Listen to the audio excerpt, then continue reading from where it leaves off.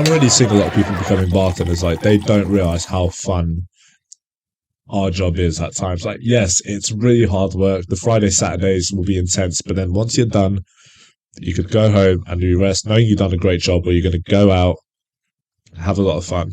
And this is why a lot of us became bartenders. Was like from how we started, like throwing house parties in our house. I used to think my kind of parties in my house would suck. Everyone said they were great. And I realized would never really enjoy my parties because I was just making sure, okay, have we got enough drinks? Have we got enough food? Is this clean? And then you kind of get like organizing your own venue. The one that got me more into it, which is what I wanted to tell you, was my 17th birthday. Yeah, you better drink an energy drink because this is about to get real. It was probably one of my best birthdays I've ever had. So I wake up, it's like 10:30, it's my birthday, and I had family and friends coming to my house. Cool.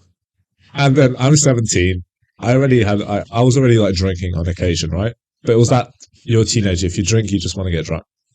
I'm like, it's my birthday. I go to the fridge. I get a beer at 11 a.m. It's my birthday. Hey, even so, like anyway. So, I remember like I have one or two friends showing up, and then so in Portugal we have some beers, what we call like minis, which they're 200 ml beers. Okay.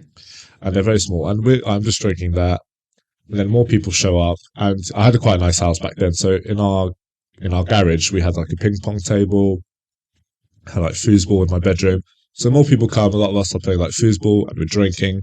And then when everyone starts to come, or my friends, we go to the garage, and then we're like playing our music out loud, and then we're playing beer pong. At this point, I realize how drunk I am. Oh dear. So. And I've got family there as well. So I'm playing beer pong, and then when I'm not playing, I go into the house, and then I'm like drunk as hell because you're 17 and you get drunk very easy. And I'm trying to talk to my uncle or my cousins, just like bogging my head back and forth. After all this, I get too drunk. I get really too drunk that all of a sudden I get so drunk. I just remember I only had like my shorts on, and then I just decided to hide inside my cupboard. And then someone opens my cupboard, and then I see them, I scream, and I grab a shoe covering my nipples. Whoever's like a very good friend of mine back in the day, they still got this picture of me. Anyway, I get very drunk. It's my birthday.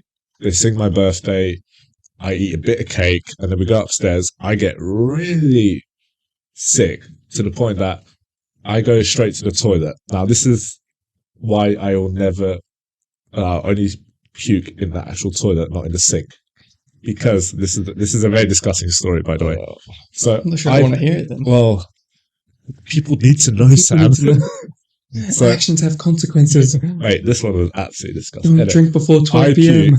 On the sink. Now, I had the tap on as well. I didn't realize that my puke was clogging the sink, so it's all coming up. I'm like, it's okay. My dad taught me how to unblock a pipe. So I opened the cupboard underneath. I see the pipe. I'm opening the pipe. It's okay. I've got a bucket to help me with this. But the bucket is only like 20% of what's actually there. So I do it also. It's a massive mess. I don't even know who cleaned it to this day, but they cleaned it. And then this is like 11:30, probably my mum. I'm in my bed. I'm drunk. I just want to go to sleep. And then all of a sudden, my dad does the worst thing ever when you're drunk and you're cold. He just grabs my covers. He rips it off. I'm like, what are you doing? And he's like, you're going out tonight. I said, no. He's like, yes, you are. All your friends are going out. You're going out. So my dad tries to sober me up. So I go to the kitchen. And then I'm like, just throwing up when you got nothing there. And it's like, he's giving me coffee, 7-Up, chocolate. Eventually, I'm okay. Great. We go out. And then we get to the place where we all go out, which is like quite close to the beach. You've got 4 or 5 bars there. So I get there. And I need to go to the toilet. Let's make a poop. Now, there's only one place you could go for a poop. It's actually in the beach.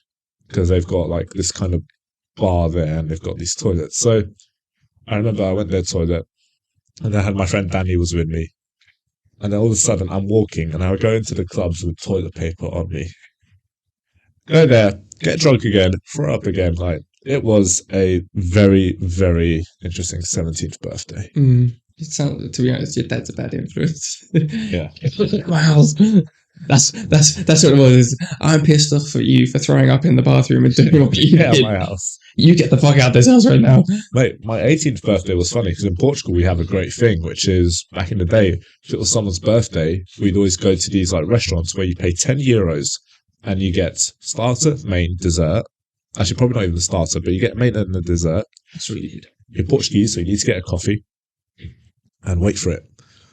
Not bottomless, unlimited beer and sangria. And not like the rules you have in London where you got to finish your drinks. No, mate. I remember I went to one of these dinners and this guy just had a jug of beer and he just downed it. And the guys, they just bring another one. I don't know how they make a profit from it. But either way, this is what we used to always do. So maybe it's because they just go through such high volume of customers. It has to be. I'm guessing everyone just goes. And you can make a disaster in their toilets. They don't care. They expect it. So I mean, if you're selling unlimited alcohol like that, you can't not expect that. Like, oh, can you believe it? That little bloody 18-year-old just throwing up in the bathroom. No, it's that little 18-year-old. Do you know what? He lasted more drinks than we thought he was gonna. That's probably it. They probably bet on it. Like, oh, got some 18-year-olds in. Yeah. Which one do you think will go first? Like, I keep knocking everything. Sorry. Nothing's full. Yeah. Right. So it was on my 18th birthday, and then we go to do this thing, and then I'm doing okay because you get used to it at one point, and as long as you just stick with beer, and then all of a sudden, let's get shots of Vitor. Shots are €1, fair enough. Mate, I had like 3-4 shots.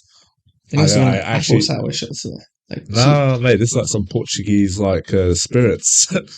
Okay, I had port wine as a shot, which is not that bad, but then I had something we call aguardiente, which is like the grappa of Portugal, right? Okay. Or the palinka of Portugal. So I had these shots, and this one actually I black out. The only thing I remember was me texting my mum saying, "Can you pick me up? I'm very drunk. This is midnight." And then I wake up the next day, and apparently I still went to the clubs. I got a rose for my best friend, but yeah, I don't know. That's why I now took a break from my birthdays because they get quite intense. Yes.